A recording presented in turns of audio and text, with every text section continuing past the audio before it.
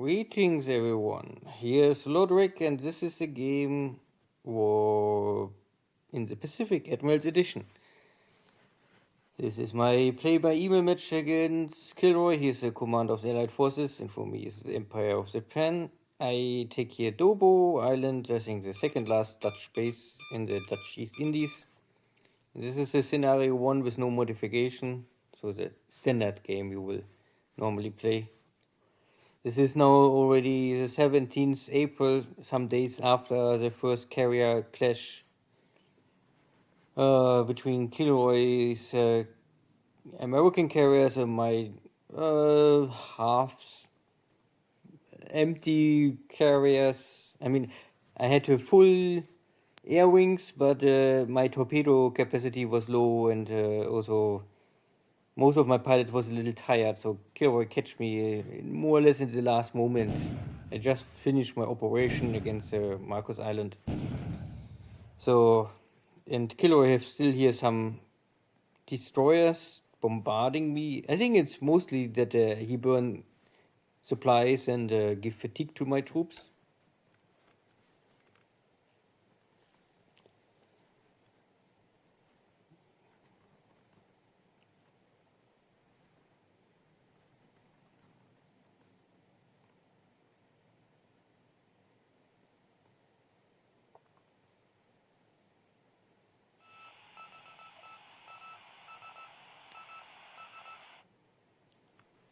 So my subs finding nothing again.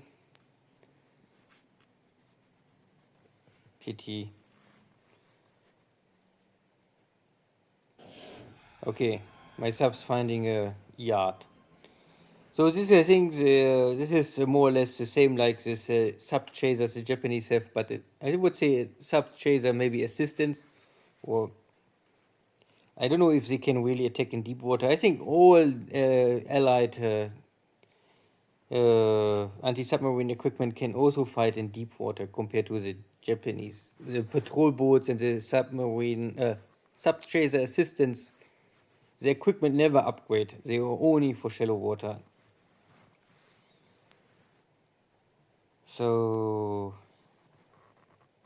a reported hit on the destroyer. Yeah, reported.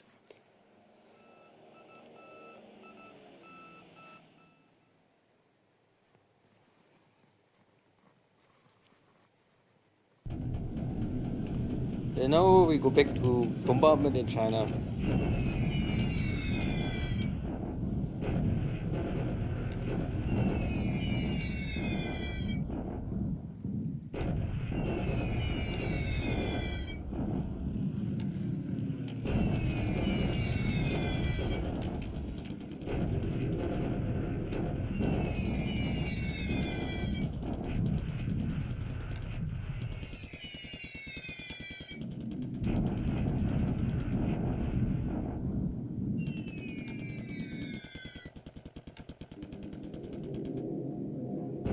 Yeah, and last turn I was able to destroy completely the Chinese army in Yan'an. So all the communist Chinese forces are broken.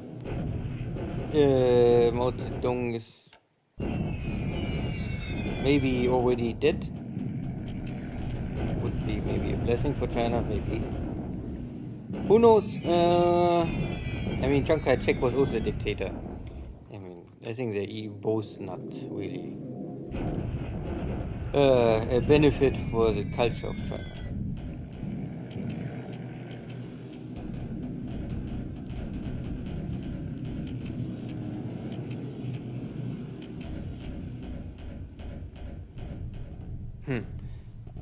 So very light air war again, no navy engagement. So KilRoy also make maybe the decision to call it a day. He more or less had this success against my carriers, and he created I think 4 or 5 bomb hits on my carriers. I can also imagine that he maybe hoped for more damage on my carriers and is now in belief that I lost 1 or 2 carriers. Oh, and now I can see that the carriers are still here around Marcos Island. So he make a ground attack. And disabling some of my units. But not so successful. So again, it looks like Japanese or American Navy strike aircraft against this kind of islands. The ground attacks are all not so really powerful.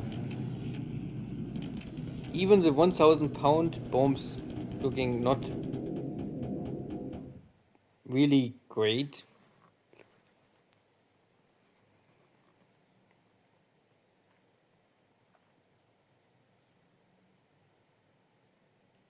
But this also let me now, at least I have now the opportunity to use my submarines again. I was nearly at the point that I say, okay, I call back my submarines. It makes no sense to ask for chase after some enemy carriers or battleships if there's nothing more. This would be a waste of time. But now that I know there's still the carriers nearby Marcus Island, I can try it again. So, and I choose also to use my army without the one division. The one division was slowed down, so I cannot use this one. I don't know, with only one division, and no, it's not enough. KilRoy built here a fort level 4, that is of course heavy to break. He have only 270 raw defense power, but I cannot come to the 1-to-1 assault ratio, or I could take out the fort, unluckily. I have here also many disabled units. Maybe at the end it's the same for the New Zealand troops, because they have simply much less units. So I can try to more again with my second division. Yeah, and that's all already. So the attack on Auckland was not successful, and I know that the enemy carriers are still around Marcus Island. And if we make a ground attack, then I would guess that there's maybe soon something following up. Good.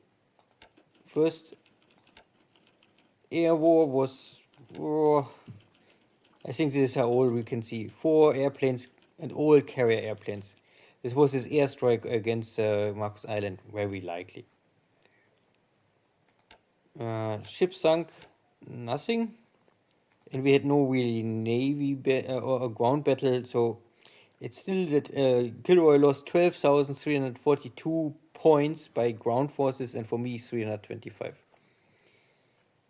So far this is a good ratio, I would say. Because there was really no activity in China and we had just the battle in Yan'an, and I try only to move out. And all the rest is still walking south to prepare for the attack on Sichuan. And I also walked out of Lenshao to take the Xining, the last really important base here in North China. This I would call always Inner Mongolia. And the central China looks also fine. I move here some troops around, and maybe I can create a next strike force to push here more in the center. Or I go for source. Normally I need still these 4 cities and finish here the southern coastline. But I also have still Burma, and Burma have no reinforcements. Without reinforcements I cannot go for Rangoon. Stalemate. Maybe my carrier's going out again? Or I still wait. Carriers are still here. What is under repair? Ah, yeah. There's still my battleship. This battleship had this engagement with enemy light and heavy cruisers, and in the last moment, not the total last, but very to the end of the battle, and I was already successful destroying the enemy cruisers. One of the cruisers launched a torpedo attack and hit me with a 21-inch British torpedo, I think. And this blew a big hole in my battleship, and so I'm still under repair. So you can see 11 major damage for flotation cost me a month to repair. This ship is, I think, already 1 month in dock. So 1 torpedo hit cost me 2 or 3 months repair time. Yeah. only to get a feeling about how much time it's always wasting. Good. Anything else here on the map? I mean, here at Darwin, I'm still trying to catch up. Here at Perth, it's still a blockade, but there's no really big movement. Auckland.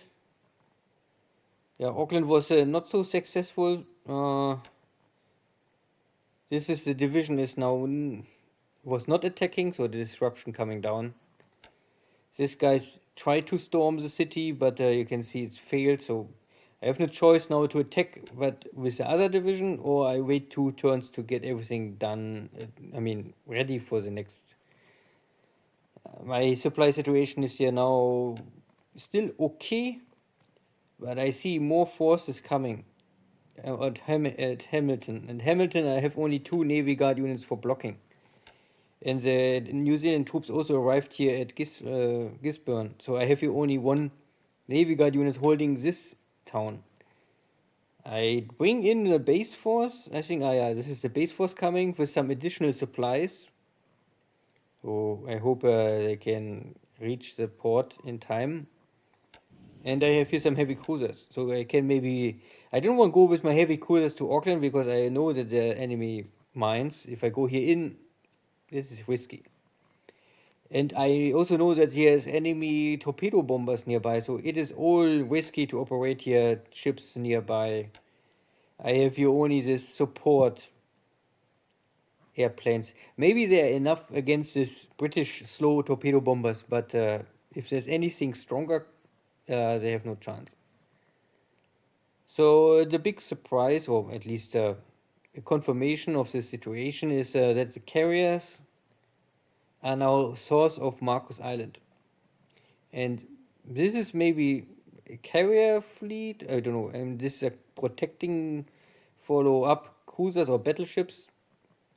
I don't have a really so good navy search, so I can try to bring in my submarines again. And my own carriers and invasion fleet is now nearly back to Tokyo. Good. Then, I hope you have a good day and see you next time. Take care. Bye-bye.